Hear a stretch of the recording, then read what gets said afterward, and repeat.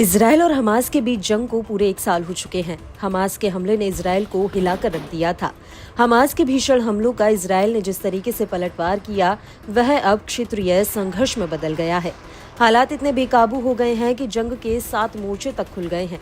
Hamas के अलावा Lebanon का हिजबुल्लाह भी अब पूरी तरीके से युद्ध में कूद चुका है। वहीं ईरान के हमलों के बाद युद्ध एक विकराल रूप लेता हुआ नजर आ रहा है, क्योंकि इजरायल के संभावित पलटवार को लेकर ईरान ने कहा है कि अगर इजरायल ने जवाबी कार्रवाई की तो इसके गंभीर परिणाम होंगे।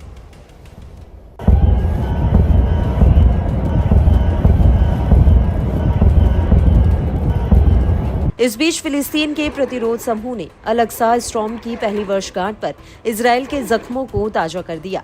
हमास ने इजरायल पर कहर बरपाती मिसाइलों से जोरदार हमला करके नेतन्याहू समेत पूरे इजरायल को सकते में डाल दिया। इस हमले में कब्जे वाले फिलिस्तीनी इलाके पर कई इजरायली मिलिट्री साइट्स को निशाना बनाया गया। गाजा में हमास की मिलिट्री विंग अल कासम ब्रिगेड ने 114 mm राजूम रॉकेटों से जोरदार हमला बोला।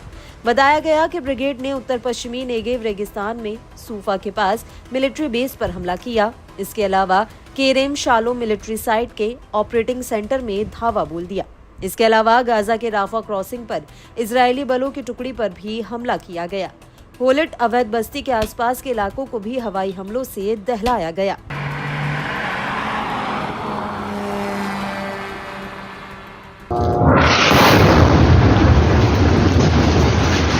ब्रिगेड ने अल-अक्सा स्टॉर्म की सराहना करते हुए बयान भी जारी किया है, जिसे इस्लामिक जिहाद प्रतिरोध आंदोलन की मिलिट्री विंग अल कुद्स ब्रिगेड के लड़ाकों के साथ मिलकर अंजाम दिया गया था।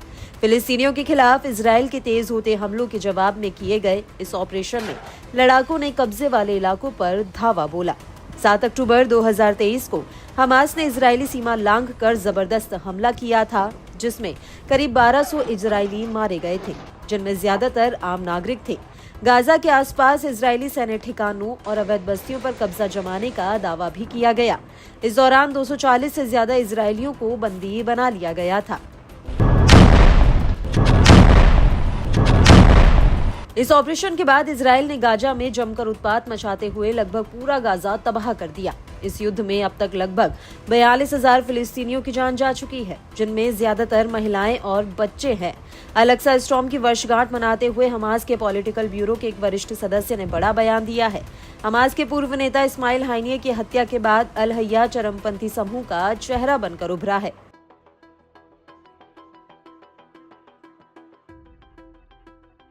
खलील अल हरैया ने कहा, इस ऑपरेशन ने पहले ही इजरायली की कथित सैन्य श्रेष्ठता को चकनाचूर कर दिया है। इजरायल अपनी सेना से अपने मकसद को हासिल करने में सक्षम नहीं है और ना ही होगा। प्रतिरोध सेनानी अपने मिशन में दृढ़ हैं। हमारा उद्देश्य साफ है। हम अपनी भूमि की मुक्ति, स्वतंत्र फिलिस्तीन की स्थापना और शरणार्थियों की वापसी चाहते हैं। पूरा फिलिस्तीन, खासतौर पर गाजा और हमारे फिलिस्तीन लोग अपने प्रतिरोध, खून और दृढ़ता के साथ एक नया इतिहास लिख रहे हैं।